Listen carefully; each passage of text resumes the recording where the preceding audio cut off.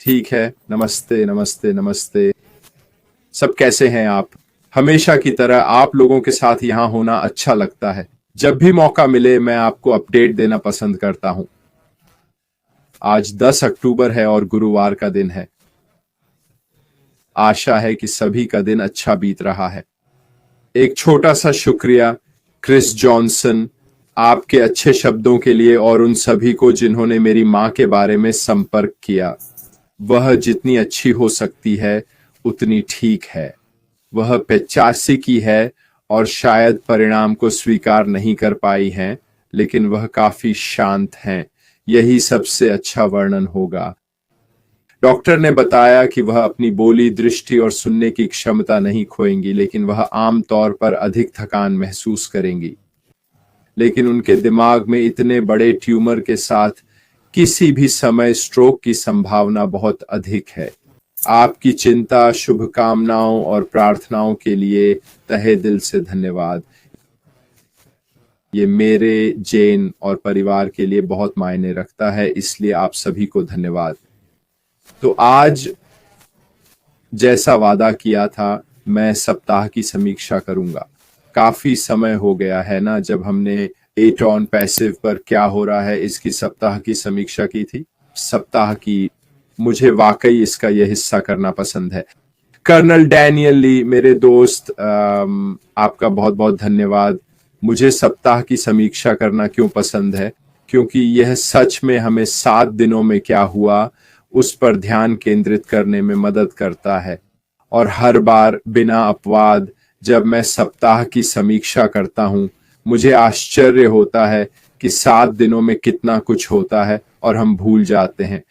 आप जानते हैं, हम जानकारी और खबरों से इतने उत्साहित हो जाते हैं कि वे जल्दी फीकी पड़ जाती हैं और फिर नई खबर आती है, वह भी फीकी पड़ जाती है, इत्यादि।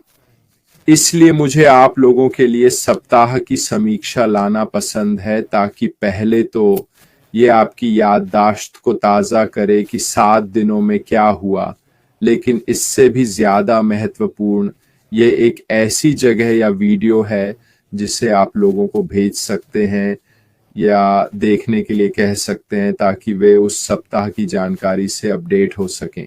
तो यह अब गुरुवार 3 अक्टूबर को वापस जा रहा है। तो गुरुवार 3 अक्टूबर को क्या हुआ? हमने अपने सीईओ को मार्टी और क्रिस के साथ लाइव देखा। अगर आपको याद है तो ये था, वे उसे अपने लाइव पर लाने की कोशिश कर रहे थे, उनका सामान्य लाइव जो 10 बजे आता है, और फिर उन्होंने कहा कि वे उसे 1 बजे ला पाएंगे। वह दोपहर 2 बजे में बदल गया। पूर्वी समय में वह आया और उसने वास्तव में बहुत अच्छी जानकारी दी।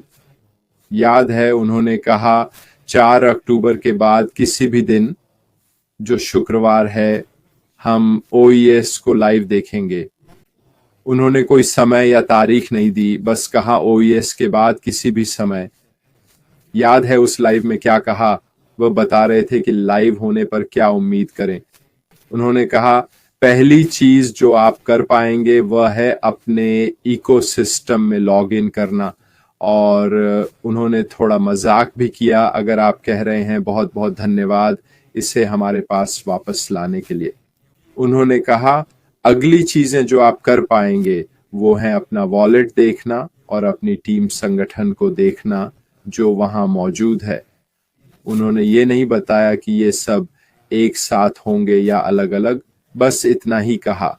ठीक है, उन्होंने कुछ और होने का वादा नहीं किया। हमें उनकी बात को ध्यान से सुनना और समझना चाहिए। ठीक है, यह हमारे इकोसिस्टम तक पहुंचने का पहला कदम है।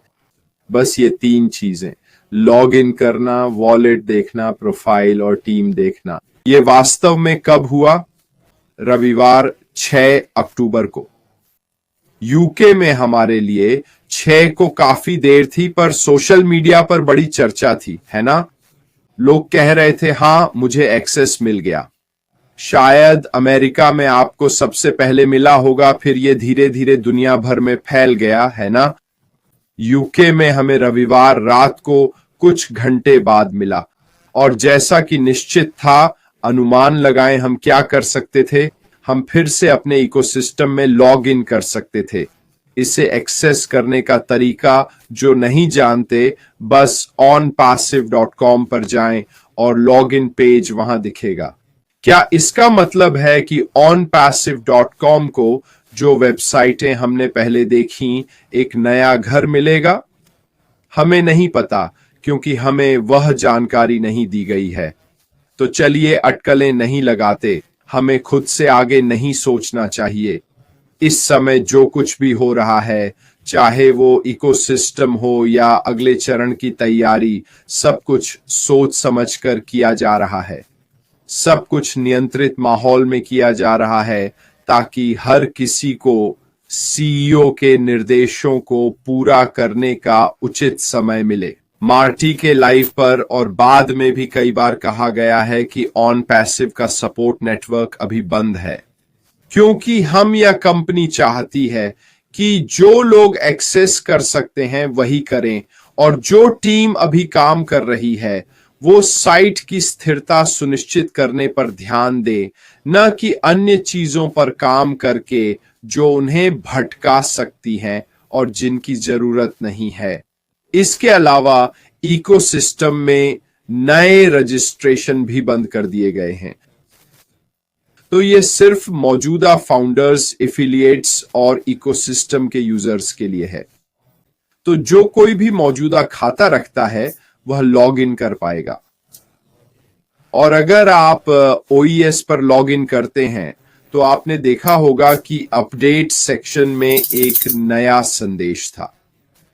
वह कहां है? वह पेज के ऊपर बीच में है। वहां एक टिकर है जो जानकारी देने के लिए पॉपअप होता है। यह भी इसलिए है कि अगले चरण से पहले इकोसिस्टम को ऑनलाइन लाया गया है। अगर आपको याद हो, कुछ वेबिनार पहले 360 पर ऐश ने कहा था कि वह चाहते हैं कि इकोसिस्टम पहले ऑनलाइन आए ताकि उनके पास एक पोर्टल हो जहां वह सुरक्षित माहौल में हमसे बात कर सकें। इसका क्या मतलब है? इसका मतलब है कि यह सीधे कंपनी या अश्मी फराह से आ रहा है और कोई भ्रम नहीं है। अटकलें, शब्दों को तोड़ना मरोड़ना या जो कुछ भी दुर्भाग्य से सोशल मीडिया पर होता है जो हमारे सीईओ ने कहा, और वह दूसरे, तीसरे, चौथे हाथ की जानकारी बन जाती है और जानकारी का असली सच खो जाता है। पारिस्थितिकी तंत्र के साथ ऐसा नहीं होता है ना, क्योंकि हर संस्थापक या सदस्य माफ कीजिए, OnPassive पर वही पॉपअप देखता है और वो पहला पॉपअप कहता था, बधाई हो, आपका स्वागत है। उन्होंने कहा, चुनौतियों के बावजूद हमने पारिस्थितिकी तंत्र को बहाल किया है। यह प्रक्रिया आने वाले दिनों में धीरे धीरे जारी रहेगी। आज हमने एक बड़ा कदम आगे बढ़ाया है। हम आपके धैर्य और सहयोग की सराहना करते हैं। अगले निर्देशों के लिए तैयार रहें और उनका तुरंत पालन करें। अभी नए पंजीकरण, भुगतान या सहायता नहीं होगी। ठीक है, आप जीतने के लिए यहां हैं। ये वो पहला संदेश था जो हमें लॉग इन करने पर दिखा। अब यह केवल लगभग 24 घंटे तक चला, जब तक सोमवार 7 तारीख को उस इकोसिस्टम में एक नया पॉपअप नहीं आया। और यह फिर से हमें अपडेट करने के लिए था कि चीजें कैसे प्रगति कर रही थीं। उन्होंने कहा, क्या शानदार वापसी है। यह देखकर प्रेरणादायक है कि आपका समुदाय कितना वफादार और सक्रिय है। हम अनुमान से बेहतर और तेजी से आगे बढ़ रहे हैं। शाबाश। इसके अलावा उन्होंने वेबसाइट पर आने वाले ट्रैफिक की मात्रा का उल्लेख किया। यहां ट्रैफिक का मतलब है वे लोग जो इकोसिस्टम में लॉग इन करके ब्राउज करते हैं। उन्होंने कहा कि सिर्फ 6 घंटे में इकोसिस्टम में 12.5 मिलियन रिक्वेस्ट आई।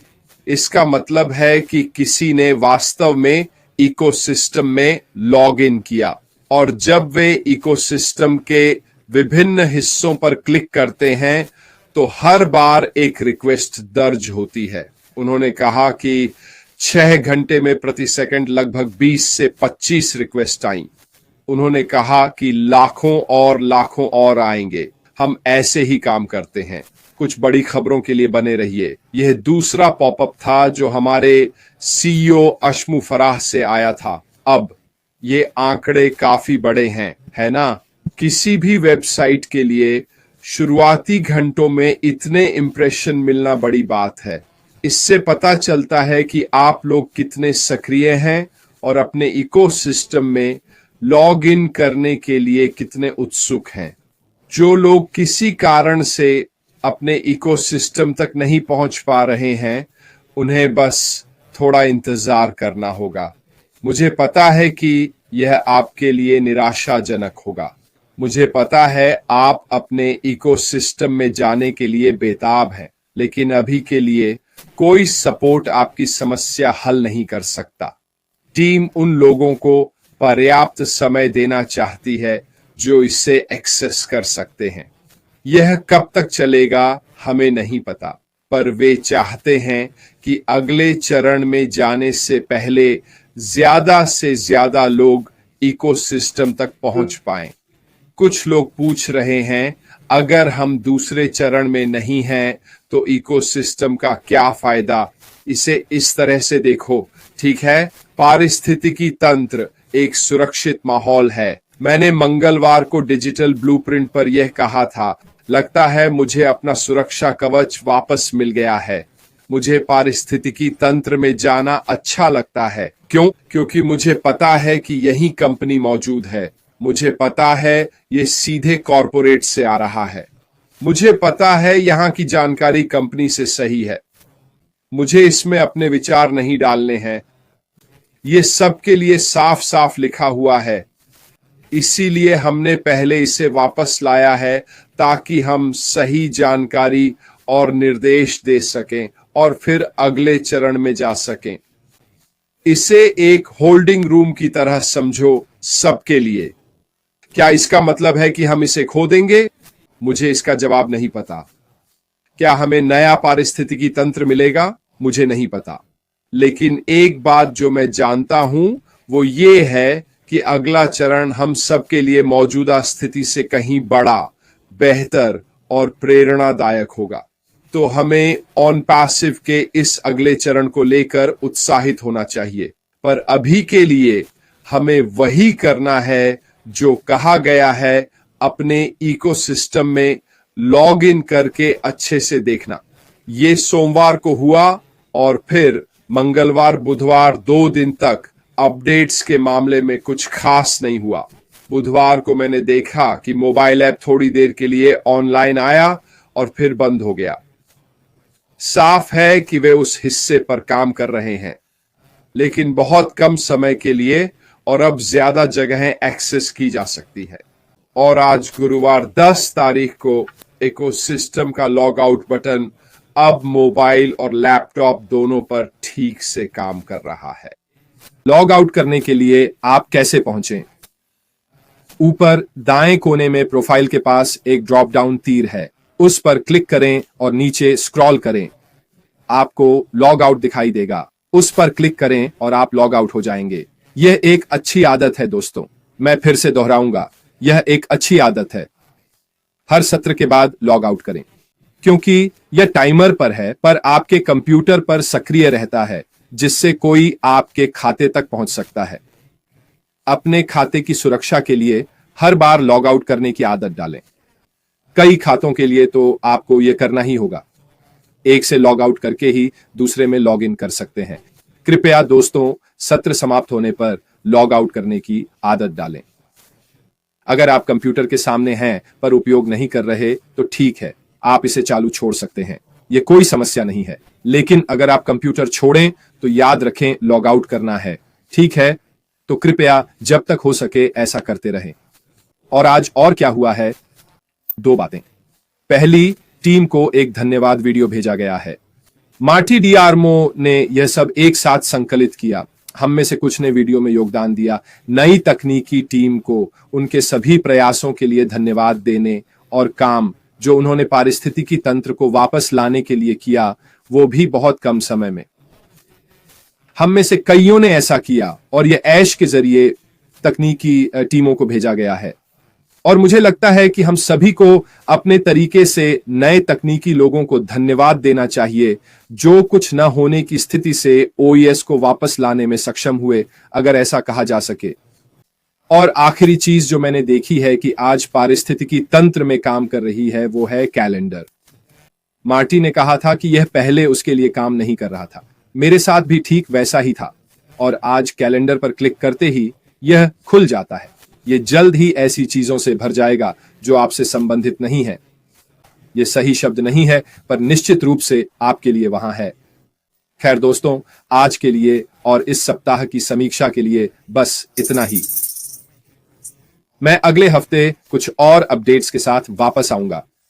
ध्यान रखें, ऑन पैसिव के संदर्भ में बड़ी चीजें हो रही हैं और आ रही हैं। कल का लाइव मुझे परिस्थिति देखकर तय करना होगा।